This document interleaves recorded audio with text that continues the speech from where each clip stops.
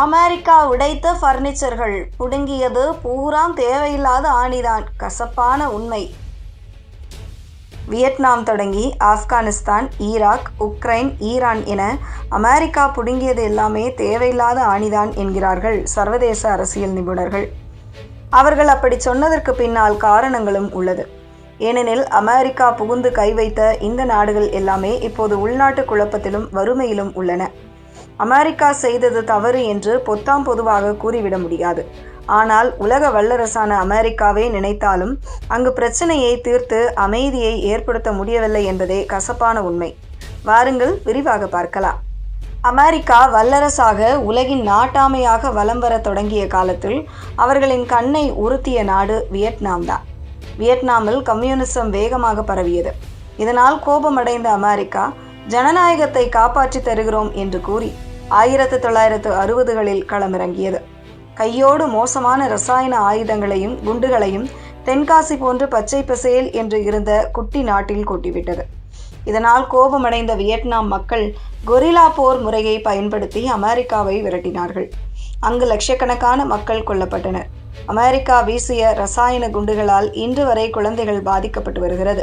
America கடந்த 2003ஆம் ஆண்டு ஈராக்கிடம் உலகையே அழிக்கும் பேரழிவு ஆயுதங்கள் உள்ளதாக கூறியது.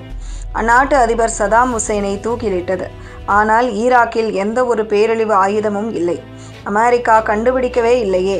மாறாக போர் காரணமாக அங்கு நிலைமை மோசமாகியது. கடைசியாக ISIS போன்ற அமைப்புகள் உருவாகியது. இன்னும் அங்கு நிலைமை மோசமாகவே இருக்கிறது. அமைதியான நாடாக இல்லை. லிபியாவை பொறுத்தவரை அமெரிக்கா சொன்ன காரணம், அதிபர் கடாபி தன்னுடைய சொந்த நாட்டு மக்களை கொடுமைப்படுத்தி சர்வாதிகாரம் செய்கிறார், ஜனநாயகம் மலர வைக்கிறோம் என்று இறங்கியது. ஆனால் கடாபி ஆட்சியில் லிபியா மக்களுக்கு இலவச மருத்துவம், இலவச கல்வி, சொந்த வீடு இருந்ததாக சொல்கிறார்கள். இறுதியில் கடாபியை கொன்றுவிட்டு அமெரிக்கா வெளியேறிவிட்டது. அதன் பின்னர் ஜனநாயகம் மலரவே இல்லை. லிபியா நாட்டில் பல குழுக்கள் வளர்ந்து உள்நாட்டு போரில் சிக்கிக்கொண்டது, வறுமையில் தவிக்கிறது.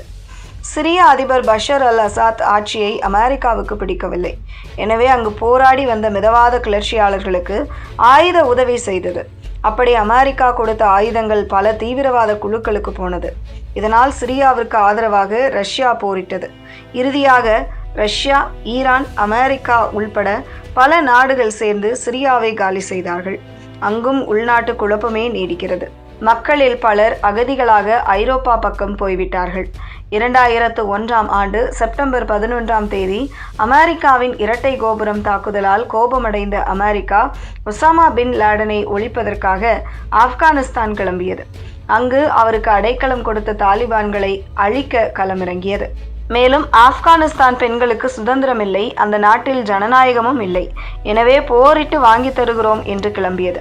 சொன்னபடியே ஆப்கானிஸ்தானில் பின்லாடனை போட்டு தள்ளியது. தாலிபான்களை விரட்டிவிட்டு ஒரு பொம்மை அரசாங்கத்தை உட்கார வைத்தது. ஆனால் அமெரிக்கா இராணுவம் நடத்திய போரால் ஆப்கானிஸ்தான் மக்களின் வாழ்வாதாரம் இன்னும் மோசமாகியது. அமெரிக்காவின் ஆயுத நிறுவனங்களே சம்பாதித்தன. லட்சம் கோடிகளை கொட்டியும் பல அமெரிக்க வீரர்களையும் இழந்த அமெரிக்கா ஒரு கட்டத்தில் போதும்டா சாமி, எங்களுக்கு உங்கள் நாட்டில் என்ன வேலை என்று கிளம்பியது. 2021ஆம் ஆண்டு ஆகஸ்ட் மாதம் அமெரிக்க இராணுவம் காபூல் விமான நிலையத்திலிருந்து நள்ளிரவில் அவசரமாக வெளியேறிவிட்டது. அதன் பிறகு தாலிபான்கள் தான் ஆட்சி செய்து வருகிறார்கள். இஸ்ரேலுக்காக சண்டை போட போன அமெரிக்கா ஈரான் நாட்டின் பல்வேறு பகுதிகளில் குண்டு போட்டது. இராணுவ கட்டமைப்புகளை குறிவைத்து நடத்திய தாக்குதலில் பலர் உயிரிழந்துள்ளனர். ஈரானும் பதிலுக்கு நடத்திய தாக்குதல் மற்றும் முடிவால் உலகின் முக்கியமான பொருளாதார பாதையான ஹார்முஸ் நீரிணை முடங்கியுள்ளது. என்ன நடக்கும் என்பதை பொறுத்திருந்தே இனி பார்க்க வேண்டும். இறுதியாக சர்வதேச அரசியல் நிபுணர்கள் கூறுவது என்னவென்றால், அமெரிக்காவில் உள்ள ஆயுத தயாரிப்பு நிறுவனங்களுக்கு லாபம் கிடைக்க உலகத்தில் எங்காவது போர் நடக்க வைப்பதாக குற்றம் சாட்டுகிறார்கள். அதே போல உலக நாடுகள் கச்சா எண்ணெயை டாலரை வைத்துதான் வர்த்தகம் செய்ய வேண்டும் என்ற விதியை கொண்டு வந்த அமெரிக்கா அதனை எதிர்ப்பவர்களையெல்லாம் காலி செய்தது. இதனால் அந்த நாடுகள் எல்லாம் இன்று அல்லல் படுகின்றன.